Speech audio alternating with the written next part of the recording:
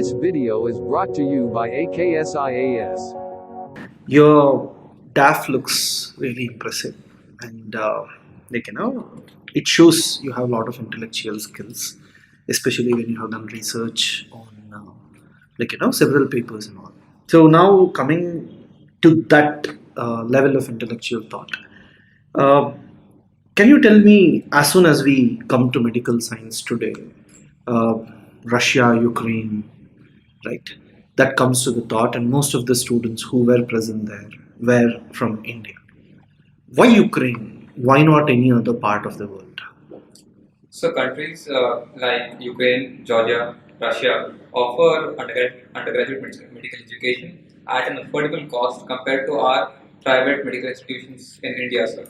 And because we have limited number of seats, that is about 80 to 90,000 annually, sir, there's a large crop of interested candidates to become doctors who are not able to avail of opportunities because of their financial constraints. And it is this space which countries like Ukraine, Russia, Georgia, and others have tapped into to provide this service there. Is it Indian community, or do you find any other community who is moving towards these countries for this graduation? So Indians are majorly represented. In fact, nearly 40 to 50% of their foreign medical students are Indians. There are also other countries represented across the world, from the southeast in particular. There are other nations who send their students there for studies. Apart from this particular part, anywhere in the world where Indian community moves mostly for medical? So for postgraduate education, the US is a preferred destination. My own classmates, a lot of them have written the licensing exam and moved to the US for their further studies. These countries don't provide post-graduation. They do provide, sir, but the American system and the UK, they are more lucrative in terms of even job opportunities. So for a longer professional settling perspective, people prefer that for postgraduate education, sir. How do you see India speaking about investments in universities from across the world as an opportunity with respect to this? We are having collaboration with different countries of the world to have open universities within India. So how do you see that as an opportunity to address this issue? Sir, in my opinion, this is one of the successful models so far in the past decade. For instance, IIT Bombay has a collaboration with Monash University of Australia. Likewise, a lot of engineering and management institutes have these international collaborations, but this has not spilled over to the medical field, sir. So I think that is an area that is unexplored and has a lot of potential for addressing this shortage at our end itself, sir. So is it like when we are integrating with other universities, are we talking about only exchange of information and faculties coming here and sharing their experiences, or will it increase the number of seats? Because you told one primary reason is the cost. So how does that address? So, firstly, I would like to point out one major constraint in this regard, sir. That is, Indian medical education has a certain method, whereas most other countries follow what is called the problem-based learning approach, which is what we don't follow here. So there is a mismatch. So any collaboration will have to bridge this kind of a curriculum gap. That is one, sir. Regarding increasing the number of seats, I think the focus should be both on number and quality, sir. What foreign institutions can bring to the table is quality, but quantity-wise, we have to increase our own capacities internally, sir. And You said the system of learning is different. Even I have heard about it. How can you cope up? When you have a different approach outside, and when these doctors come in, and when they want to get the permissions and all, can we really trust the way they have prepared that? So there have been studies conducted to evaluate the kind of efficiencies of both systems. And keeping those in mind, 3 years ago, our own government, with the National Medical Commission Act, has brought in what is called the competency-based curriculum. So my own younger brother, who is also into medicine in the same college, was studying the same subjects in a very different manner. So we are also seeing those changes in line with international standards, and there is enough scope for mutual benefit in this kind of a collaboration with foreign universities, sir. You have worked on Shushruta, I think, one of your hobbies you had mentioned about. What is it, hobby? Yeah. No, it was in the medals. Yeah. So I just wanted to ask you, what was your innovation, like in surgical techniques? Which did you identify the new one? Yes, so in particular, this was about addressing the problem of anal fissures, which is a very painful condition, and the treatment for that is a surgery in which the anal sphincter muscle is cut open. This is normally done under spinal anesthesia, which requires the patient to be immobilized for a longer time with a longer hospital duration and increased costs. The same procedure we have done under local anesthesia, which makes it quicker, which reduces the hospital stay for the patient and also reduces the bill for the patient. So, in all three fronts, it has, in our study, shown to be effective. And you have got this COVID-19 Warrior Award, right? So, can you just enlighten us about the difference between first wave, second wave, third wave, and is it the immunity levels that has increased, or what do you see? The first wave was having less impact, second wave has significant impact, third wave literally people were not worried about, and but still this continues in countries like China and other parts of the world. So, how do you analyze India's COVID situation? What has happened in the three phases? So, I have been personally on the front lines in these three phases, and I've seen in the first phase, I was in my tertiary government hospital, the apex institution in the state, and that was when we did not know what the disease was. We did not know the options we had to treat it. So, it was an uncharted territory. So, that was a phase of conducting studies and trial and error through which we got some sense of an idea as to how to treat the disease. Coming to the second phase, second wave, what happens is in the natural evolution of a virus, it tends to combat the host's defenses and becomes more virulent. A similar pattern was seen in earlier pandemics as well, like the 1980 Spanish flu had a deadlier second wave, which is what we saw even now. So that is the biology of the virus itself, which led to a worsening or a more devastating second wave. Despite the fact that we were aware of the possible treatment options. What happens with the third wave and subsequently is the virus learns to live with the host. So now it becomes a relationship in equilibrium. So it becomes endemic and locally a seasonal flu, like what happened to the Spanish flu. So that is where I probably see this going from here. Sir. What about China? Why China is heading towards another lockdown? So each country has taken its own measures. We have a whole spectrum of. In the sense you talk from virus point of view, hasn't it entered into that phase there, or is it that third wave didn't affect us and fourth wave may be worse? Should we take precautionary measures or not? As a doctor and an IAS officer on either side, right? When you look at this, still. WHO is pointing out and telling we are at the tip of the iceberg. It may blast any time again.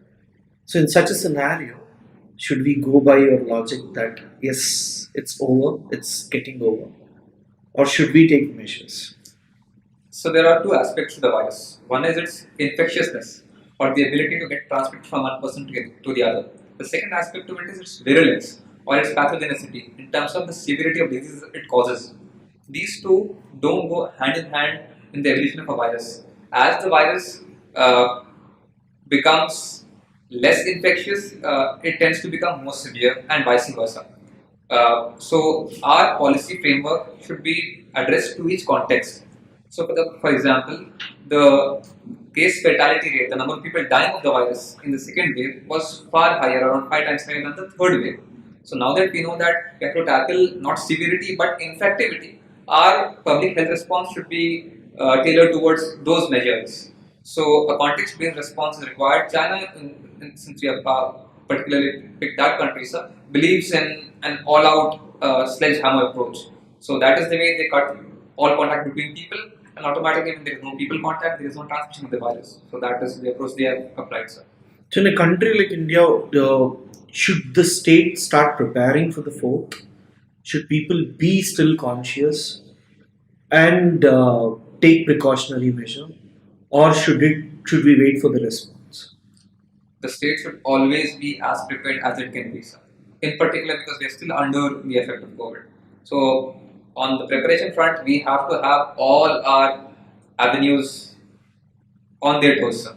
From the public health perspective, people, because we have an awareness of these measures, enforcement becomes important. Behavioral change to a degree, sir, has already been enforced, because we see on the roads and malls and public spaces that a section of people still follows norms even though legally the requirement has been removed. So this behavioral change needs to become more ingrained. But as we're still under the effect of COVID, all these measures are still very relevant, sir, and we cannot give them up at this point, sir. So let us say there were talks about when we ourselves have the issue of shortage of medicines. We are planning to export and we are helping many countries of the world. How do you see it? Should we go ahead and help others, or should we reserve for ourselves? Sir, India's civilizational ethos have always been one of Vasudhaiva Kutumbakam. We believe in the world being one family and in the welfare of all. So, our innate nature to help everyone always exists. But then that again has to be contextualized. For example, before the second wave hit us, we were exporting to around 60 countries the vaccine. But as we realized that our own country has been affected by a very serious newer variant, we took a pause on the international front and diverted those vaccines to our own people. And now we stand at 96% vaccine coverage, which is very impressive for what is called a developing country, sir. So, and now we have resumed export from 60 to more than 100 countries. So, I think India is dynamically adjusting to a dynamically changing situation, sir. In a globalized world, do you think exports of medicines, even in the situation of COVID second wave and all, is important? Yes, sir. I completely feel the need for global collaboration, because our own medical knowledge in terms of what drugs to use were assessed by research across countries. The WHO Solidarity Trial and all other major trials were transnational global efforts through which we got the main basics to how to treat the disease. So global effort is needed because health is a common good. It's something that we all share across borders. So I believe in the need for a global response. In India's case, sir, we have earned a lot of goodwill by even supplying drugs to superpowers like America. Hydroxychloroquine in the first wave, and even the president of the US appreciated our efforts of exporting these drugs. So we have also, in a sense, enhanced our soft diplomacy using our pharma powers. Uh, why is India not in a position to manufacture a lot of APIs which are used in the medicines, active ingredients, active pharmaceutical ingredients? Yes, India does source around 40% of its active pharma ingredients from China, sir. We have developed the ability of in the supply chain, we are somewhere in the middle where we take the raw materials and add value to it, sir. India initially was one of the largest producer of APIs. In the recent years, it has reduced and we have become import dependent. Any policy changes? Anything that you see why this has happened? Sir, on a very broad level, the 1991 reforms, prior to which we used to rely on our own products, so we had import substitution, sir. Whereas after that, we got more integrated with the global economy, and our relative or comparative advantage was in value addition, sir. And in pursuit of harnessing this comparative advantage, we have moved towards the other end of the supply chain than raw materials sides of it, sir. Isn't it a loss for a developing country? It is in the time of COVID crisis that we realize that we have to even plug that loophole and we cannot leave it to other countries. So Atmanirbhar Bharat embodies that philosophy in which we have to be self-reliant and not just provide for ourselves but also provide for the world. So it is putting these two together in one framework. So that is the way forward for us. Right from the childhood, even though you are from Telangana, you have impressive educational records and all. When we look at issues like hijab and all, you are given the authority to convince the people to continue the education. So you, in your district, you have the capacity to convince the students to take education.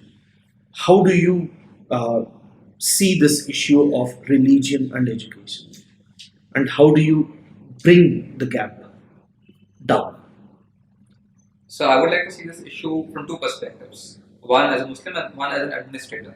As a Muslim, my own religion teaches that acquiring knowledge is an obligation, is the word used, for both males and females, according to Prophet Muhammad's statement. So that obligation compels every Muslim household to ensure education for both its sons and daughters.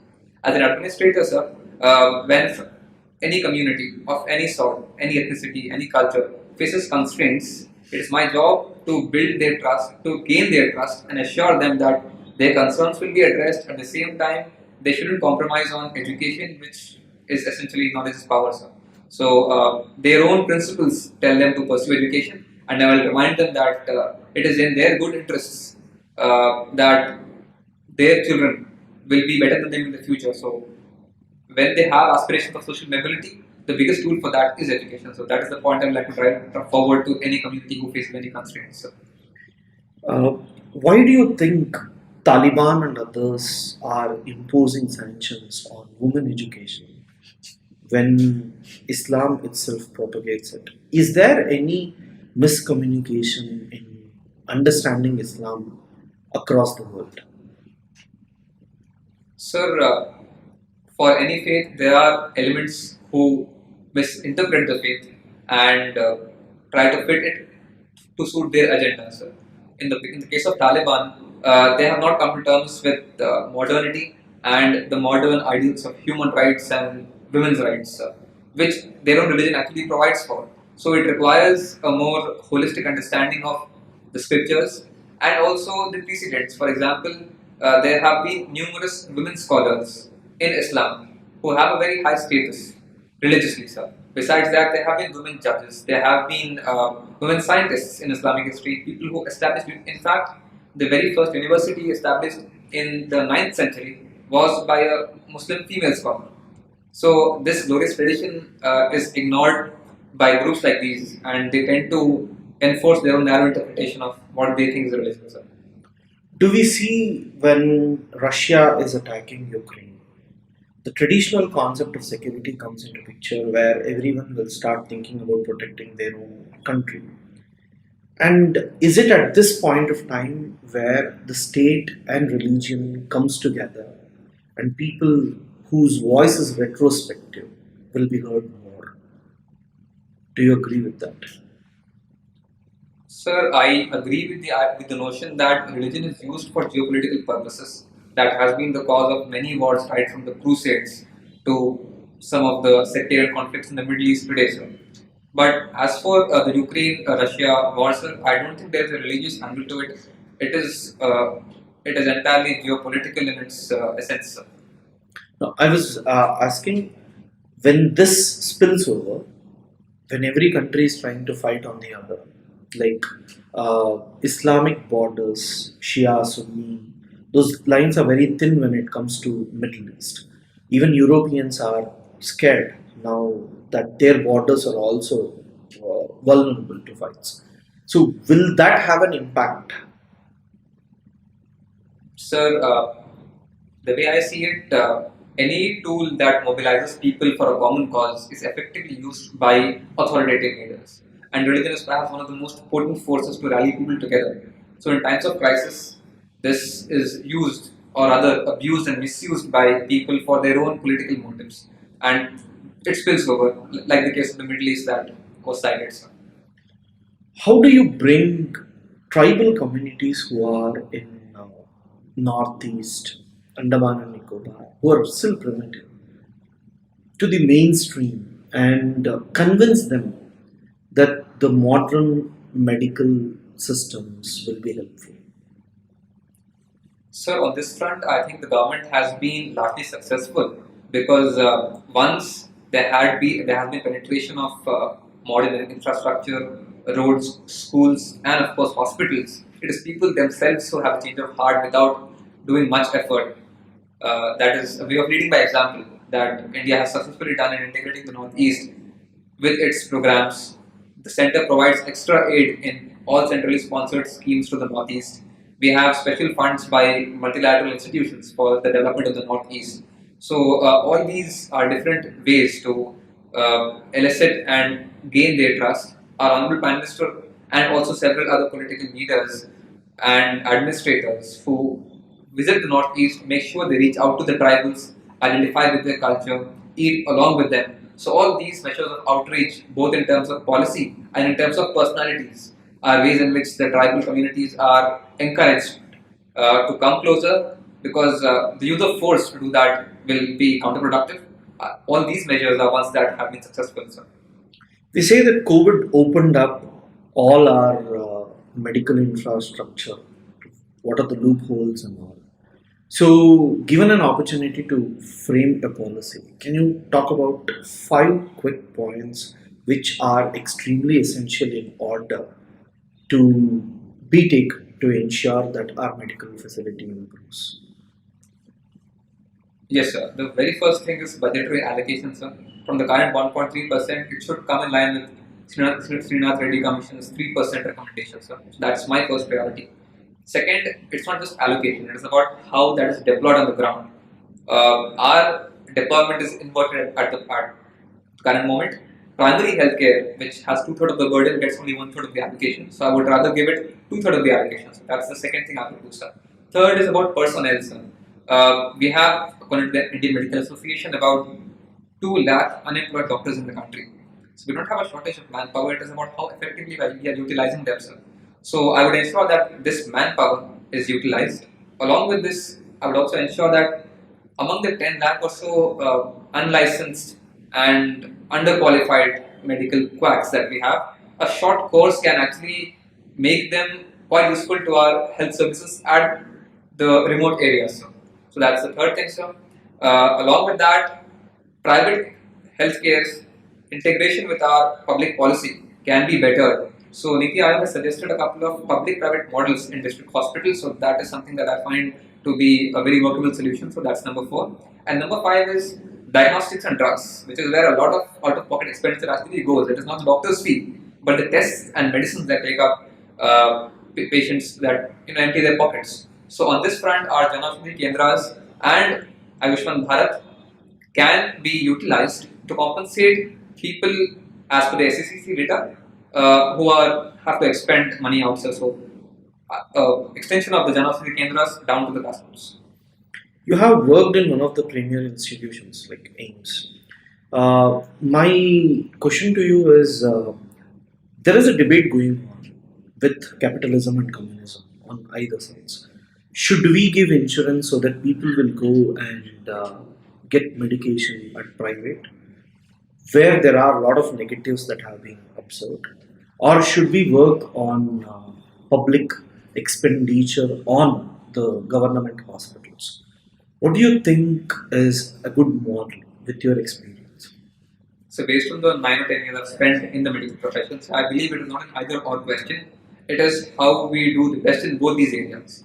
So strengthening the public healthcare infrastructure has no parallel. The poorest person cannot get his cancer operated in a private hospital on any day, sir. So we need to have a very strong public healthcare infrastructure to cater to the primary healthcare. But when it comes to tertiary health, sir, the private sector has an edge. Even as a surgeon, I had to sometimes refer for some particular tests my own poor patients to a private hospital because our system couldn't cater to that. So we need to understand the strengths of each of these segments and play to those strengths in each area. So public-private partnership in these sectors, do you feel can work, or will it lead to corruption nexus between them? There is a problem that must be acknowledged of such an nexus at present, sir. And the reason for that is poor regulation and poor enforcement, sir. For instance, the Clinical Establishment Act, which would have been a landmark regulation, a model act was given by Niti Aayog, and only I think Maharashtra came close to implementing it in a very watered down way, sir. But once such an act is implemented, even private healthcare providers will have to adhere to certain regulations and standards which will address the problem of this nexus. South India is seen as a hub of medical tourism nowadays. Like, I mean, it's actually called sunrise industry in India, and people from Bangladesh and many other parts are coming. So, what is this trend, and how much percentage of GDP is the medical field contributing? Sir, as for medical tourism, India is indeed one of the bright spots in this. Hyderabad in particular and Chennai, of course, is the leader in India as regards to medical tourism. But Hyderabad also, I have seen myself in private hospitals the kind of patients who come purely for treatment. Sir. So that is an area that we have to leverage because we have a strength there in providing affordable and quality care. People across the world trust Indian doctors because of the quality of doctors we have. As for the contribution to GDP, sir, ours being a service-oriented economy currently, it is significant, but I can't put a number to that, sir. So I'm not aware of the exact figure for that. But it is a substantial, it is like already acknowledged, a sunrise sector with huge potential, which is why 2 months ago the government itself, Ministry of Health, came out with a paper saying that they would want to make India a medical tourism capital of the world, and certain suggestions were invited and plans put forth, sir. So it is a model that is going to come up in near future, sir. So, what do you think are the major challenges in penetrating medical field to rural areas? And there was one committee which was suggesting about increasing the number of years the medical field is, like, from 5 to 6 or 7 years, where 1 or 2 years every doctor has to necessarily work in rural areas. So, what do you think are the challenges? The challenges in extending quality healthcare to rural areas primarily is one of funding, sir, and maintenance. For instance, we have about 25,000 primary healthcare centers in the country. Only 60 of these are accredited by NABH, which is the national body for giving accreditation for these, and 50 of these are in Maharashtra only, sir. So even though we have a decent network of outposts at the rural level, they are not accredited, they are not standardized, they are not updated. This shortage of staff, shortage of drugs, all these are areas that can easily be overcome by better funding and better deployment of the funds, sir. Because 2/3 of our funding should go to primary care, whereas we only are spending about 50% right now, sir. So I think a more focused strategy and implementation can tackle all these issues of personnel, people, and money, sir. When you have so much skills, you have got a very good graduation from medical field, you have worked so much, and you were so helpful being a frontline warrior. Why UPSC at this time? Sir, in fact, I consciously chose to aspire for civil services because of what I faced in my medical career, sir. I remember during COVID when I was posted in the district hospital, despite being a surgeon, despite being very qualified, I could not help an overly diabetic patient in front of me because the hospital at night, 1 a.m. did not have a working glucometer. That is not something I could do about despite the best of my skills. There have been several such things I've faced in my district hospital, sir, and I've realized that being a doctor, I could not do much about it. Can a bureaucrat do it? Yes, sir. In addition to that, what I realized is, as a surgical trainee, I had to operate with people who face trauma, severe accidents. As a civil servant, with better traffic management, better roads, I can prevent and save two families at once instead of one per surgery. As a doctor, I could only give the injection of the vaccine, but as a bureaucrat, I can tackle vaccine hesitancy at a large mass level. All the cases of typhoid, cholera, and waterborne diseases I faced could be tackled by an efficient administrator who provides, who ensures clean drinking water down to the last mile, sir. So I think there is a lot of scope for administrative and systemic changes, which will cause a medical and health revolution as well, sir. When most of our infrastructure being used to create doctors and engineers, there are many people from AIMS, many people from other fields, IITs who take up civil services. So, are we wasting our funds on these people if they ultimately want to come down to civil services? This is a question I had long thought about, sir, because I'm aware that my state government spends about 1.5 crore to make me a specialist doctor. But what I realized is, sir, in the larger scheme of things, me bringing my experience as a doctor and the skills I've learned, the qualities I've developed in myself, and applying them to civil services will be a net positive for the administration and for the medical profession as well, sir, at the same time. Why can't we bring collaboration between civil servants and doctors using the same approach where you make a team and work together rather than bringing the doctors into this? With the honesty, with the way you're communicating, it will be more service to the people who are at that end. And your knowledge can be given to a bureaucrat who will be efficiently using it. So there was such a mechanism prior to independence. It was called the Indian Medical Services, which began as early as the 1760s, sir, and was abruptly ended on August 1947, sir.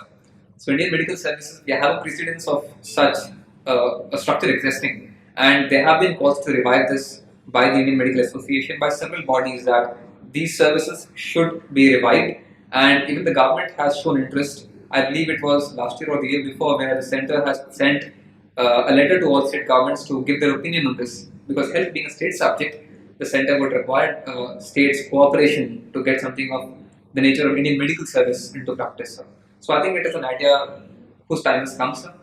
And so the last question, you tell me, what is the impact of climate change on health? so the impact of climate change on health that I personally have faced is the rising cases of dengue, sir, in summer season. So when I read about this, I got to know that the Anopheles mosquito, the Culex mosquito, Anopheles mosquito, their breeding rates increase with every degree increase in temperature. So with more breeding because of climate change, there are more cases that I have seen, sir. Besides that, sir, climate change results in disasters, and disasters are a very fertile ground for waterborne diseases like cholera, which was seen in the 1990s cyclone in Odisha. So there was an outbreak of cholera. That is the second way in which climate change impacts health. And a very broad fear that climate change creates is the permafrost in Antarctica and Arctic Circle. Once it melts, millennia-old viruses can actually get reactivated and cause pandemics, which we won't be able to probably address. So that is another challenge that looms in the background. So. Nice.